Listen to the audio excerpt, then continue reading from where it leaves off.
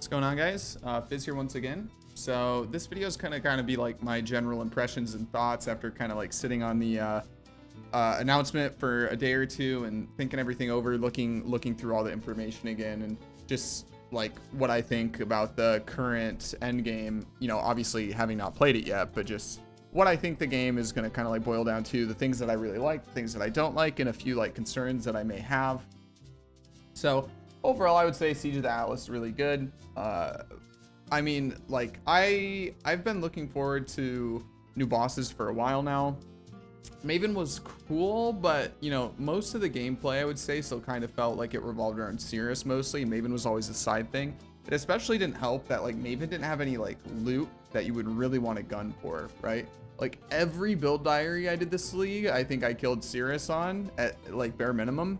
But there weren't a whole lot that I wouldn't kill Maven on, because it was like, one, she took forever to spawn, and two, like I didn't get anything from it. So some of the changes are cool. I do like one big thing that stood out to me, like regarding like the old content, them taking out awakened gems from Cirrus and putting them on Maven felt a little bit weird, because now it's like, if I need a crown of the inward eye, I'm gonna go spawn Cirrus, and if I don't need a crown of the inward eye, I'm just not interacting with Cirrus at all, because he doesn't have awakened gems anymore. Maven does. So they like band-aided Maven's drop pool while destroying you know, half of what at least I personally would ever kill Cirrus for. It was like gems and his helmet.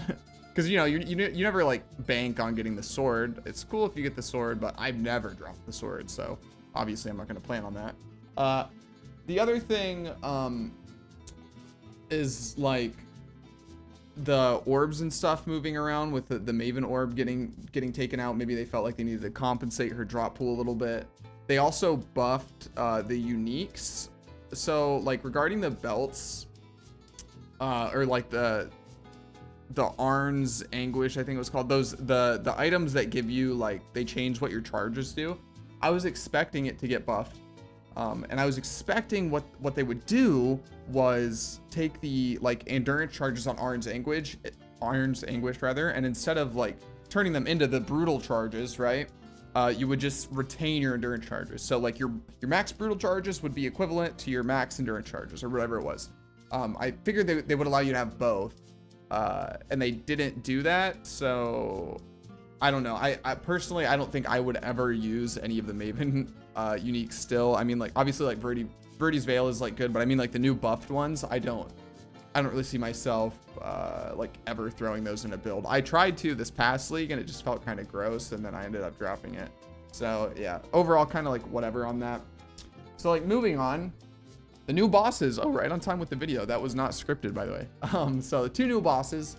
This is really cool, having two new bosses at the same time. Basically, we're getting our Shaper and our Elder, or our Cirrus and our Maven in one patch. That seems really, really cool. I do really hope that these are both, you know, end of the year equivalent boss fights, and that there was no dip in quality for us getting two bosses instead of one, because I would much rather have one really good boss fight than two okay boss fights, if you know what I mean. So a little bit, I wouldn't say worried, but a little bit anxious. I hope that these endgame bosses like retain the quality of all the like prior endgame rework bosses. That's really what I'm hoping for, because I've really started to enjoy bossing a whole lot in the past year or so. I've been enjoying it a ton, so I've really been looking forward to new bosses. Especially these bosses look like they have really good drop pools as well, so you will want to be farming them for one reason or another. The generals though, I do have one concern with the generals. So this could either be a pro or a con in the long run. I'm worried about it becoming kind of redundant fighting one general. So they did say that you don't have to fight the general, you can skip them, which is going to be interesting, because it's not like, you know, it's not like Cirrus where you have to interact with the Conqueror, I guess, outside of the very first time, right? But after that, you don't have to interact with the Conqueror to spawn the Exarch or the the Eater of Worlds. Was that his name? Yeah, the Eater of Worlds, because people were making Terraria memes. So like I hope, I mean, they look interesting. The boss fights look interesting from the trailers, but obviously it's a trailer, so it's going to do that. But if we only get one general, I hope that they are, you know, a little bit more of a boss fight than the Conquerors were. Because I really sat there and I thought about it, and I was like, well, were the Conquerors really that different? Most of the mechanics on them were completely negligible, and they just kind of felt like damage sponges more than anything else. So these bosses have like actual mechanics, they'll probably be fine. You don't have to interact with them, you don't want to. So it, you know, like I said, it could be a win or it could be a loss. It could feel more redundant because you're not, even if the boss, like the Conquerors were pretty similar, they did have like obviously like different arenas, and there were small things to kind of like distinguish them a little bit and make the gameplay feel a little bit different. But I get, if it's completely optional to interact with these guys, then maybe I'm just worried over nothing. But it was something that when I very first saw it was like, only one compared to 4. But you know, if it has more quality and you get to choose whether or not you interact with it, maybe it's gonna be okay. Now another thing here is, Chris said, I saw some confusion on this. Chris said that the Exarch and the Eater of Worlds were actually going to be weaker than Maven unrolled. So there was a little bit of confusion on this, because he did originally say they would be stronger than Maven, but in the Q&A with Ziggy, he ended up saying that they would be weaker than Maven if you haven't rolled the map. So on a baseline, expect the Exarch and the Eater of Worlds to be weaker than Maven, with the potential to obviously be stronger. Since you can roll these these boss arenas like maps, the sky's the limit with how crazy you want to make the boss fights, but it will be mostly generic scaling. Things like, you know, making them tankier, or just generic adding a bunch of damage, or like, you know, multi-proj if you hate yourself, things like that. So moving on, Watchstones are gone. I would say this overall a plus. I didn't mind most things about the Watchstone system, but I definitely can sympathize with people who didn't like it. I would say the only time the Watchstone system got really annoying was 2 things. Especially after they trimmed down the Watchstones you need to get from 32 to 16. I think there was 2 big things that were kind of holding the Watchstone system back. The first was having to sit in specific regions was super annoying when I needed something from that region, but I didn't want to be farming the maps in those regions. So it being Atlas-wide, really cool change. I think the other thing holding the Watchstone like region system back was that, like, in order to be like peak like optimization, you would like throw the Watchstones in, roll them all, open the map, take some Watchstones out, like socket them into another region. Like if you wanted to be like super efficient, especially like early on in the league, or if you were farming like lower tier maps or stuff like that, like you had to do so much finagling with the Watchstones. You didn't have to, but if you wanted to like be as efficient as you could, it involved a lot of moving and playing around and micromanaging the Watchstones, which honestly felt pretty bad. So those were the 2 big things. I think there were some good things about the system, but overall I think moving back to kind of the system we have now, where you start down at 1, move up to T16, is going to be a lot easier to understand for new players. I think that's really good, because there have been a few, you know, like friends throughout the years that like sat down and they're like, hey, can you teach me PoE? To which I said no, obviously, right? Of course, as you do. But, you know, people play the game and they get to maps and then they just have like no idea what's going on. And I can't blame them. Like when they first added the Watchstone system, it took me forever to understand. I feel like a lot of people, you know, don't really remember what it's like to not have put thousands of hours into PoE. And it's really hard to like relate or to empathize with people who are just coming in and everything makes no sense because the game is not intuitive at all. So I think that this change, moving the Watchstones and stuff like that, is probably just better for the overall health of the game. It may lose a little bit of its complexity or whatever, but really, do we need it? Does it really add to the gameplay? I would say probably not. And if, like, you know, people are saying like, well, we're getting more depth with the Atlas tree. Yes, we're getting a massive Atlas tree now. Though I expect the Atlas tree is going to be very basic for the most part. You're just going to spec to whatever node you want. Like if you want the Legion node, you'll go to the Legion node. And if you want the Harvest node, you go for the Harvest node. And if you want to farm this specific endgame boss, you'll go take their cluster. They basically put the region trees onto a single connected passive tree since regions are gone, right? and all the small nodes are basically your map bonus as far as I can tell. It may deviate from that a little bit, but I think the overall idea is going to be the same. So really, I don't think the Atlas tree is going to be super confusing or super hard to understand. I don't think we're going to need a POB for the Atlas tree. I think it's all going to be pretty straightforward. Most people are going to be fine. You're not going to need a guide for what Atlas passives or Atlas passive tree builds to take. Just kind of spec into what you want, you know, and you'll get as much map bonus as you feel you need, and then go for whatever league mechanics you like. Pretty simple in my opinion. Now, moving on once again, being able to control influence via the Maven map device system is amazing, as well as being able to target farm influence is amazing. So this is a system that they've been toying around with forever, trying to get it right. Obviously there was Shaper, and then they added an Elder influence, and then, you know, obviously Conquerors, moving into like Cirrus and all sorts of stuff like that. They have been playing with influence systems forever. And I feel like the adding it to the way Maven works, because now you have your Maven influence because she's going to witness bosses, and basically just throwing it onto the map device there, so you can have the Exarch influence zones or the World Under influence zones just by clicking it on the map device, and you don't have to like deal with like these RNG systems and stuff. Like being able to have more control over influence, I think is amazing. I think that's going to feel really, really good moving forward, as well as being able to get, as you can see here, being able to get these powerful influence implicits early on in mapping is going to feel amazing. Like right there, rage on hit with attacks no more than once every 0.6 seconds. Your league starting Spectral Helix, which I probably am. That is amazing. And like, these don't look like they're going to be super hard to get or anything.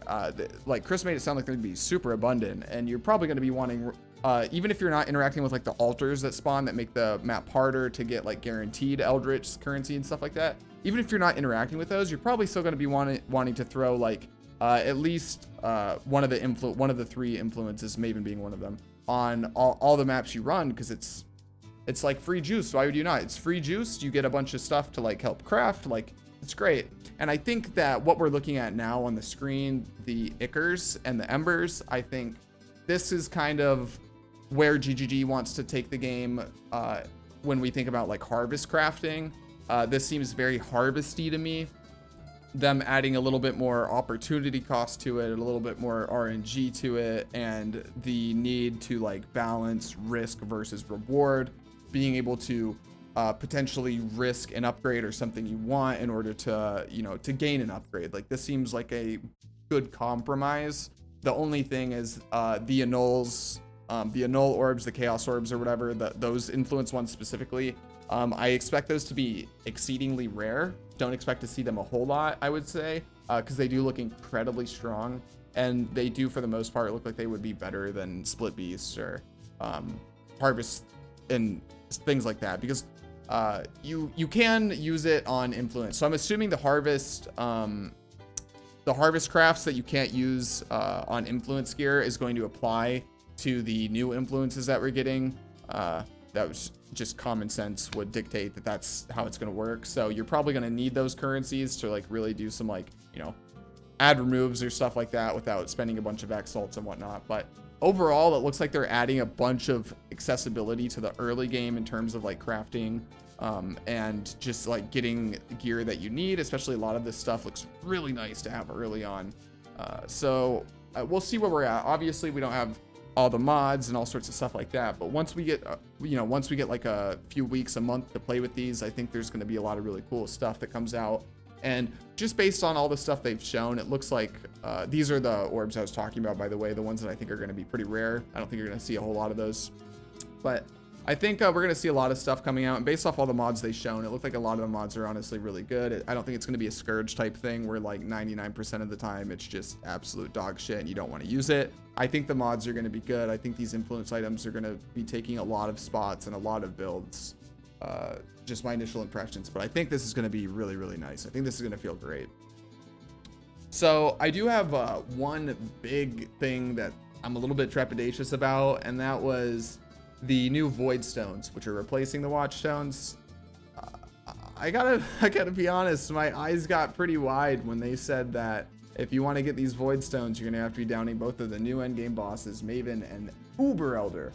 So not Elder, Uber Elder. That was very surprising to me. Putting an Uber fight as a mandatory thing to like complete your Atlas to get your Void Stones, that's kind of wild to me, to be honest.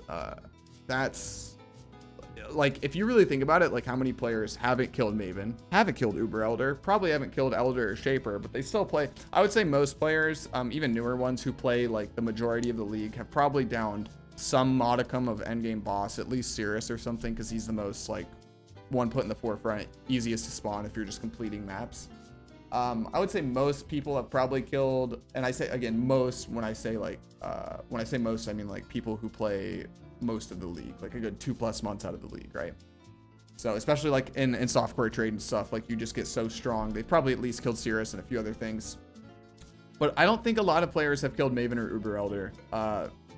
You guys can tell me if you think I'm wrong, but I don't think I'm being out of touch here. I think a lot of people are not going to have complete Atlases going forward, to be honest. I don't think a lot of people are going to have all 4 Void Stones. Maybe even in softcore trade. That seems kind of wild to me that they would put that on the Atlas. But I guess because it's more accessible on the bottom end now, like you don't need any Void Stones to hit T16 maps. And the only time that you would have to, like, technically if you just kill the Exarch and the Eater of Worlds or whatever, like you could probably have it so the bottom maps on your Atlas are probably like tier 9 or tier 10, and then the whole like entire top half of the Atlas would be T16s anyway. So like you don't need to kill Maven and Uber Elder if you don't think you can, or you're not comfortable with it or whatever. It would pretty much only be to get like everything T16. So it's surprising nonetheless to me. That was very wild. So moving on. What else? The new unique items, what we're looking at right now. So some of them look strong. Some of them look like whatever, like the one, what was it? The Ash and Frost on hit or whatever. I don't know. Some of this stuff just looks like super softcore stuff to me. It doesn't look like I'm ever going to interact with it. These jewels look like I'm never going to interact with this at all. Like even if I farm the bosses the entire league, I think the likelihood that I get 2 jewels from both bosses matching the same ascendancy is just like so slim that as an SSF player, I saw it and I was like, wow, that looks really strong. I'll probably never see that or interact with it unless I play trade at some point, because that's like super chase mega RNG shit in SSF. Like you would never, build or plan around getting something like that in your build. So if I get like insanely lucky and I get those jewels, I would probably be mad, to be honest, because I could have taken that RNG or that luck and gone and won the lottery or something like that instead of, getting it in a video game. But it is what it is, I guess. So in terms of like Arch Nemesis, I don't really care about it. I'm super indifferent about it. It's whatever. I'm super excited. I'm really hyped for the endgame rework and stuff like that. Most of the time, you guys will probably know if you've been following me for a while, I generally don't really care about league mechanics and stuff. The thing that I like new leagues is like the new skills, new endgame stuff, new gear, the ladder reset, like new interactions and new builds. Like that's the stuff that I care about. When it comes to the end of your rework, I'm really hyped for the, the end game rework, the new Atlas systems and the new bosses and stuff like that. But when it comes to like specific league mechanics, there have been very few times ever that I've been like, pod champing about a league mechanic. So typically I am relatively indifferent. I'm even more so indifferent towards this one. It looks very metamorphy to me, and I was not a fan of metamorph at all. I will say one thing that I haven't seen anyone else mention at this point, and Chris did say he promised that we would be getting an like a rare rework in 3.17 with the endgame rework, specifically addressing aura stacking and aura stacking on rare mobs. Like when you run into a map and then like there's 3 rares on top of each other and one's hasted, one's extra fizz, and one's crit multi, and then you get deleted instantly. Stuff like that he promised they would be taking a look at that, and I was waiting during the Q&A and during the announcement trailer for some type of word on that. I can only assume, because they didn't actually directly address it or say anything about it, I can only assume that it was taken care of with the Arch Nemesis rework, with them changing some of the mods and stuff, and they just aren't directly saying it outright. But I tell you what, if I am playing in 3.17 and I get like absolutely ass blasted by a pair of mobs that are aura stacking, I'm going to be writing a very strongly worded email towards Chris with a clip of him on Bayclast or whatever it was, promising in Expedition League that in 3.17 that they would be reworking aura stacking and stuff on rares. But I think overall that's most of my thoughts. I had like some notes on the other screen. I think I got to the bottom. I guess the last thing here is that I finally got my wish. It was on my wish list for the past so many patches. Even if you look back on the video, the favorite map system. Favorite map system previously made no sense because you didn't get favorite maps until you literally completed your entire atlas, at which point it's like, I mean, yeah, like now on my like third or fourth build, I can like only farm a toll, but you know what I mean? And it was also heavily faulted because of the way like map upgrades work, where if you had all your Watchstones in a region, you know, the bottom maps in that region are going to be like tier 14 or tier 15. And if you favored a tier 14 or a tier 15, but you have like super high atlas bonus and all your Watchstones in, then it's going to be really hard to actually drop that map. Like Atoll was like tier 14, I think. You're still going to be dropping a ton of T16s just by like nature of how the map system works. So being able to get every map up to T16 is going to probably feel a lot nicer with the map favoriting system, as well as just having a million more favorite slots and getting them a lot earlier on in the atlas. The new atlas looks really nice.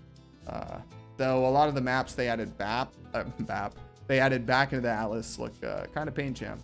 But yeah, overall, I'm pretty excited. I'm looking forward to it. I hope this video didn't jump around too much for you guys, but I think I'm gonna end it here. Ending thoughts, just super excited, really excited to try to fight the new bosses and see, you know, what mechanics are there. And so Ziggy did ask Chris if the new bosses would have any like memory game mechanics or something similar, and Chris Stonewall like poker face stared at him for a few seconds and then said, I can't remember. And I don't know if he was like shit posting and memeing, you know, about a memory game failing the memory game and he can't remember, or you know what that meant. But if you didn't like the Maven fight, I would say maybe some red flags were raised during the Q&A rather with Chris and Ziggy, because he was incredibly vague and I don't know how to take what he said. I don't know if I take it literally that he actually can't remember, or if that was foreshadowing, who knows. But yeah, I'm looking forward to it. There's going to be a build like league starter recommendation video and stuff coming out in the next few days. I think that's the thing that's coming out next on the channel. But I'm going to end the video here. If you like the content, leave me a thumbs up. If you didn't like it, feel free to leave me a thumbs down. Tell me what you think I can do better. And if you like the content I'm putting out, please consider subbing. I'm so close to 1,000, guys. I would really like to hit 1,000 subs ASAP. I want to reach for the stars. Give me 1,000 before the league starts. That may be a little unrealistic, but I don't know. We'll see. Anywho, thanks for watching, guys. I'll see you in the next one. Take it easy. Let's have fun in 317. Peace, guys.